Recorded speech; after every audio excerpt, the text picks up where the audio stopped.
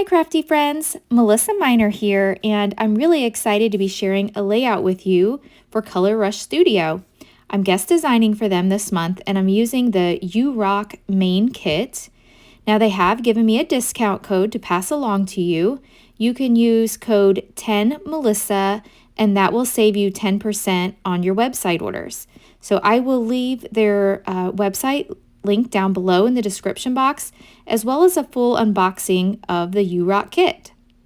So this is the photo I want to scrapbook today, and this is a 5x7 photo that I've printed in black and white. Now I do like to print my photos at home. I use the Epson PictureMate 400 and I absolutely love that I can print photos any size all the way up to 5x7.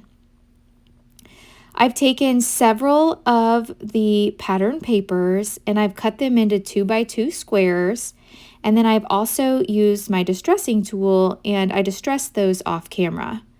I cut 3 of each of the squares that I'm using here. Now I don't end up using all of them, but I started with 3 of each of these papers in the 2x2 size. Now I also brought in a couple sheets of cardstock from my stash. You'll see one of those I used to back my photo, and that is in the color Lagoon from Close to My Heart. I also cut a few squares in that color. And then the other color of cardstock that I brought in from my stash is black. So I just placed that black square up in the corner, and then I have another one down lower. I just thought that there was a lot of busy pattern papers, and I needed to tone that down just a little bit and bring in more of that teal color, because I want to end up using one of the teal acrylic pieces from the acrylic kit from this month. And so it just needed a little bit of teal to offset that. My white background that I'm putting the squares onto is cut down to 11.5 by 11.5. And I will end up placing that on another sheet of cardstock. But the first thing I need to do is arrange my squares and get them glued down, and then that way I can cut off the excess before I adhere it to another page. So I'm getting happy with the way that I have these arranged. So I will take this off camera now and glue these down and cut away the excess. You'll see I was tapping my fingers there like, do I like this? Are there any changes I need to make? And no, I think I'm pretty happy with it. So I went ahead and glued those squares down, and now I'm going to bring in some of this black and white checkerboard paper, and that's what I'm going to use to map my layout. Now I did go ahead and gut the center, and to do that you just place your cardstock at the 1-inch mark, and then you cut from 1 inch to 11 inch, and you turn your paper and you repeat that until you have the whole center gutted out. All right, so now that I have my background piece down, I'm thinking that I want to add just a little bit of stamping. So I'm bringing in this stash, the stamp from my stash, and this is from Close to My Heart called Design Elements. I was a huge fan of Close to My Heart before they went out of business, and so I like to use my stamps whenever I can since I have so many. So unfortunately, I don't have a link to this one, but maybe you have this in your stash, or maybe you can find it on eBay. So the stamp that I'm using, it has just a whole bunch of just different backgrounds, and I wanted to bring in that star background because you'll see one of the pattern papers has the little stars in it. And again, I want to bring in more of that teal color. So I'm using the ink color in Lagoon, and I'm stamping a few of the star patterns down to the bottom of my photo. I'm bringing in a little piece of scrap paper here just to make sure that I don't get stamping on any other papers. I just want it on the white. And so I'm also going to repeat that stamping here to the top of my photo. Okay, so I like the way that looks, so I'm going to go ahead and get this picture adhered down. A little bit about the picture. This is me from 2018, and I went to a photography conference, and for that they needed different models, and so this was my first time modeling for a fitness photo shoot. Pretty exciting times. All right, I'm also bringing in this die. This is from scrapbook.com, and it's called Nested Stars. And I brought in a piece of blue cardstock from my stash. The little stars on that pattern paper are blue, and so I thought blue would be a good color for the stars. Again, I need a place, a resting place for my title, because it would really get lost if it was on those pattern papers. And so I thought by bringing in this star that it would give my title a place to rest. So here I'm adding some craft foam to the back of that star. I do want to pop it up just a little bit, and I'm ready to go ahead and use glue. So I'm using some tacky glue in a fine liner bottle, and I'm adhering this star down. So now I can start bringing in my title pieces.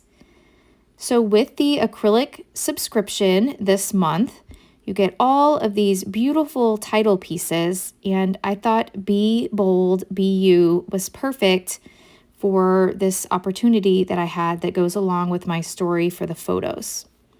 And the pattern paper says, be bold, be brave, be you. And so, I mean, it just all matches so wonderfully. So I thought I want to use both of those title pieces. Now I did fussy cut a few of these smiley face circles. How could you not? They are so cute. And so I'm using them as embellishments. Now I did also distress the edges of these smiley faces since everything else on the layout had been distressed. I thought that this would just make it look better if everything was distressed. So I've kind of just dry fit these, and now I'm going through some of the embellishments that came in the kit, and these are some Vicky Bouton chipboard pieces that came in the kit. And I love that they're black and white. At first, I thought I wanted to use this arrow, but in the end, I will end up changing my mind. But right now, I'm going to go ahead and just place it on the layout and see what else I can find. I'm pretty sure that I want to add a title up here, or a tag, excuse me, and because I definitely want to bring in some of that frazzle. I love the frazzles and ribbon that come in the kits each month. That's one of the things that drew me to the Color Rush Studio kits, along with these acrylic pieces. So those are a couple of my favorite items with the kits.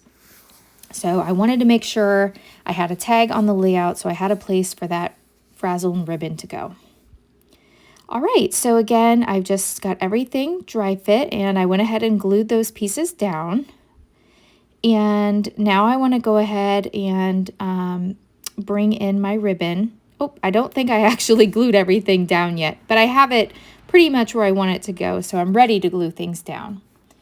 I'm putting some of this ribbon to the top of my tag, and I'm just going to cut away the edges. And I did just tie a knot. There's several, different methods that you can use for adhering ribbon to your tags, but this one I just went ahead and tied a knot.